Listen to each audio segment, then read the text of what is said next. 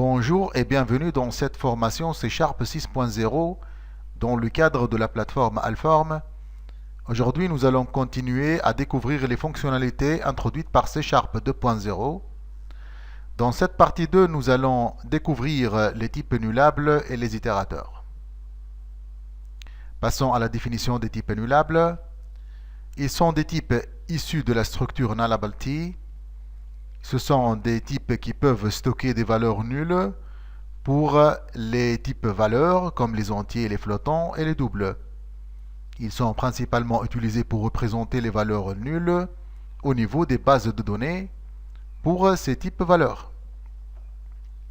Ils sont définis selon les deux formes suivantes, soit en utilisant un point d'interrogation qui précède le type défini, tel que par exemple ici le int est suivi par le point d'interrogation pour indiquer que cette variable est de type nullable int.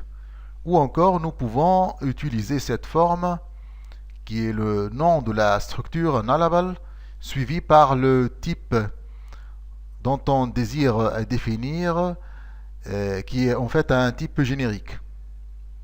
Essayons de voir un exemple des types énulables. Pour cela, nous allons ouvrir une session Visual Studio. Ici, j'ai préparé déjà un petit code qui permet d'accéder à une base de données et récupérer une valeur d'entier à partir de la base de données qui est ici. Donc, elle est déjà définie au niveau de SQL Server. Cette base de données s'intitule test. Elle a comme table-1. Cette table-1 admet un champ qui s'appelle champ-1. Le champ contient des valeurs entières.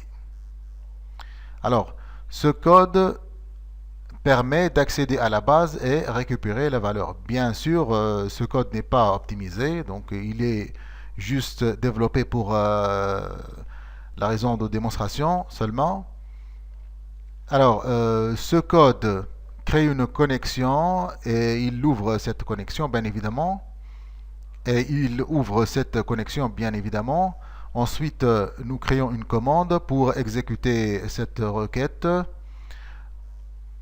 Par la suite, le reader, le SQL Data Reader, va lire les données.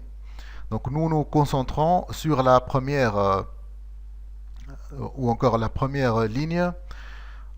Voilà, donc le reader va accéder ou va prendre ou récupérer.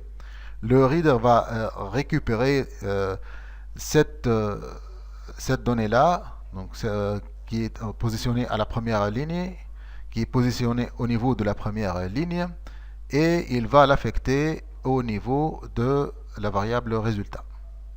Alors, si nous essayons de consommer ce code au niveau du void main, donc, résultat, nous allons créer une variable qui s'appelle résultat qui va récupérer la valeur de retour de la fonction ouvrir. Essayons de marquer un point d'arrêt ici et nous exécutons le code. Et voilà, le résultat est 1.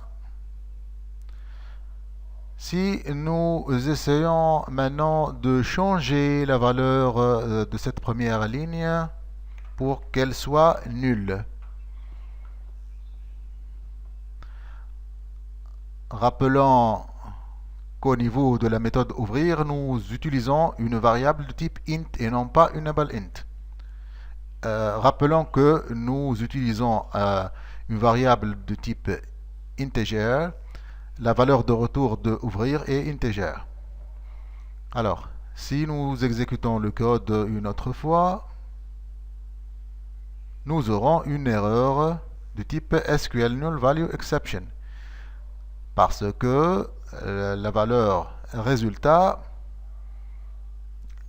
la valeur résultat n'accepte pas déjà la valeur nulle et reader est en train de lire une valeur qui est nulle, ce qui cause donc l'exception.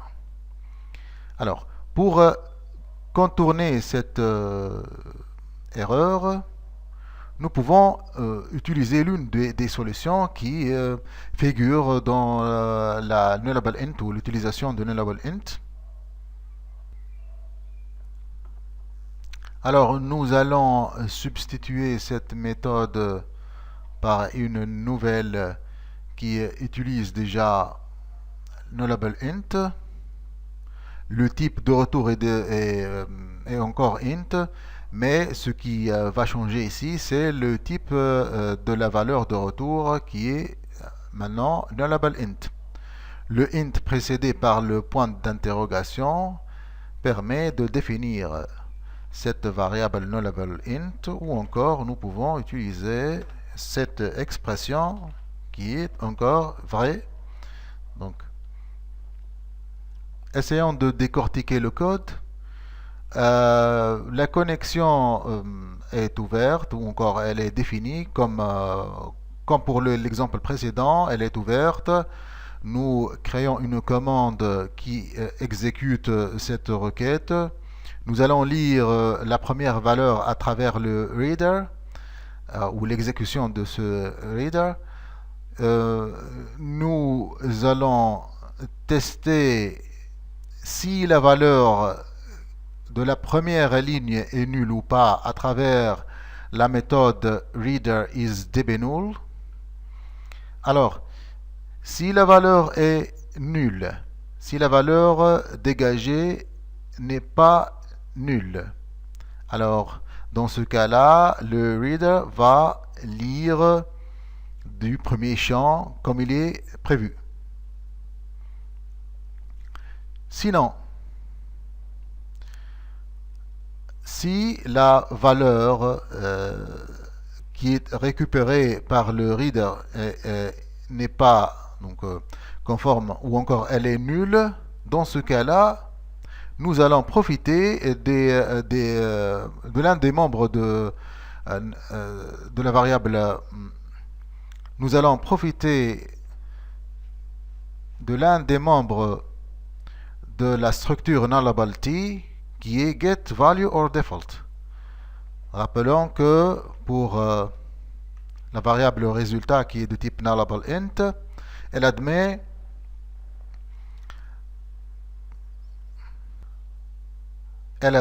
trois membres très utiles, à savoir hasValue, qui veut dire c'est une propriété, bien évidemment, qui permet de tester contre la variable résultat si elle est nulle ou pas.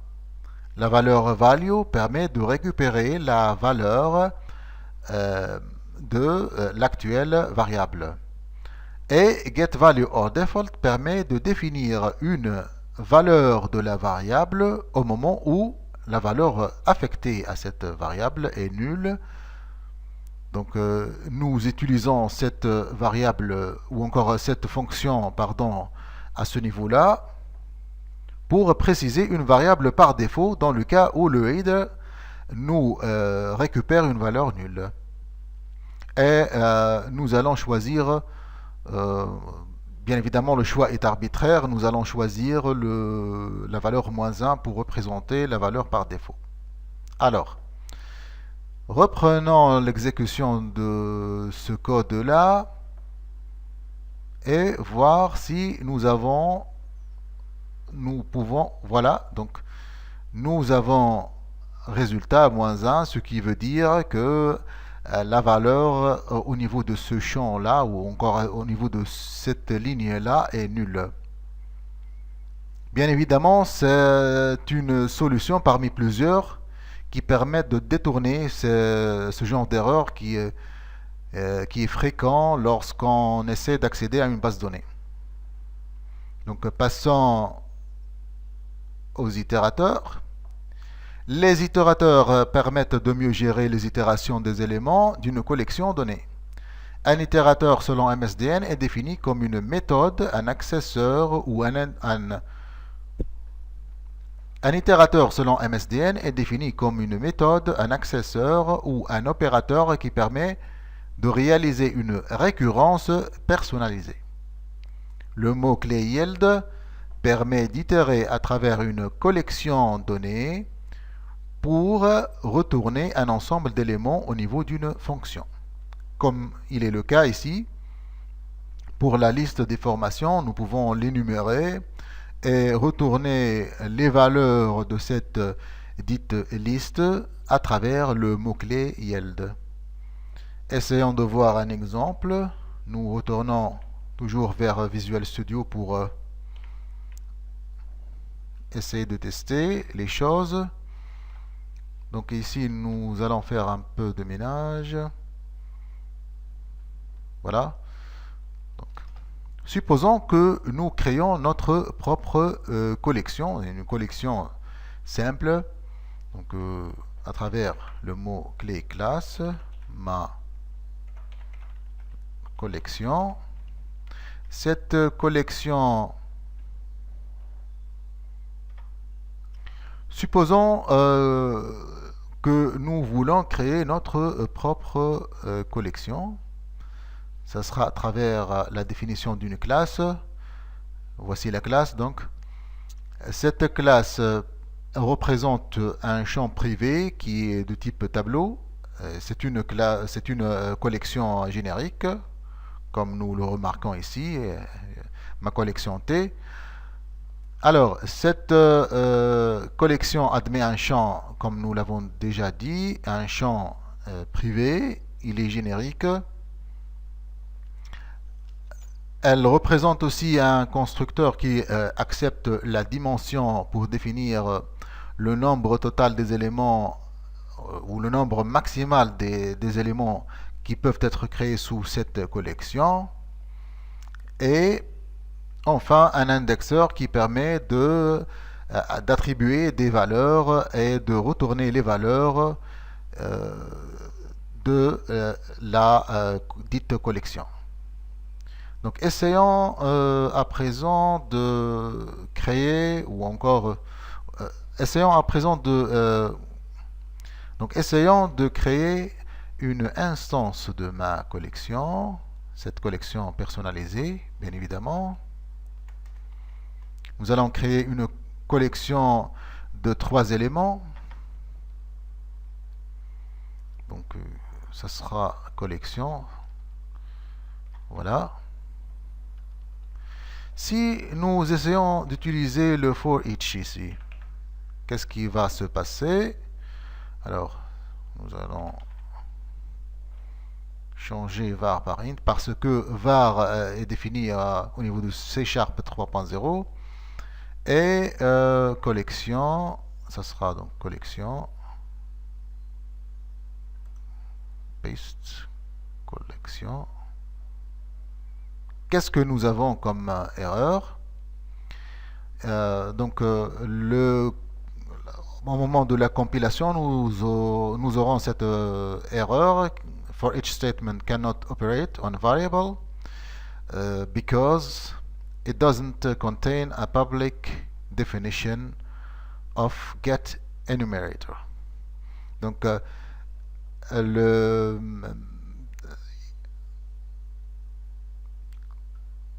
qu'est-ce qu'on constate ici? On constate que ma collection n'est pas un itérateur ou n'implémente pas déjà la logique d'itération. Pour rendre possible l'utilisation de for each avec ma collection,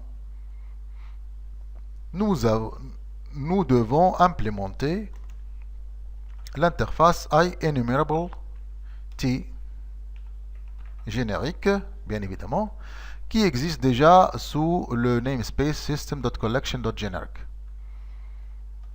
Alors, il faut l'implémenter, bien évidemment.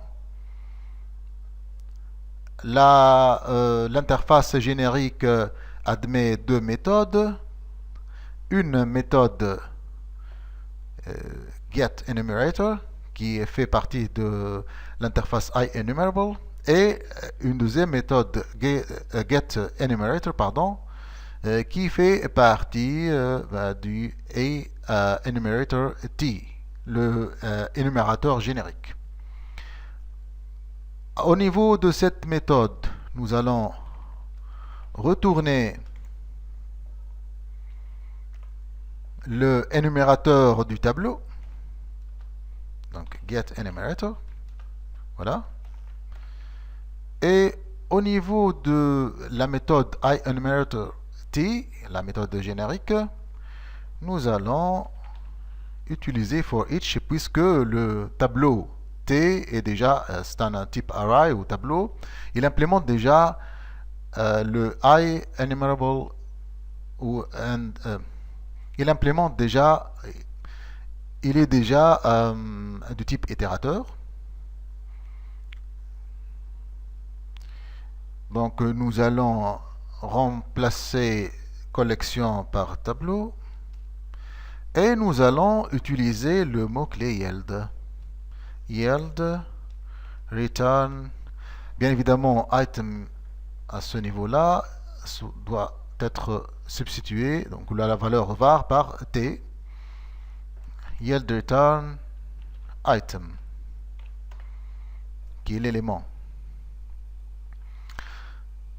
Dans ce cas-là, notre collection personnalisée est bien implémentée. Nous allons tester ça. Nous allons appeler la méthode writeLine de la classe debug pour afficher les éléments au niveau du output ou de la console output. Donc item to string. Et voilà. Je m'excuse, pardon. Donc le point virgule pour... Voilà. Donc si nous essayons d'exécuter le code,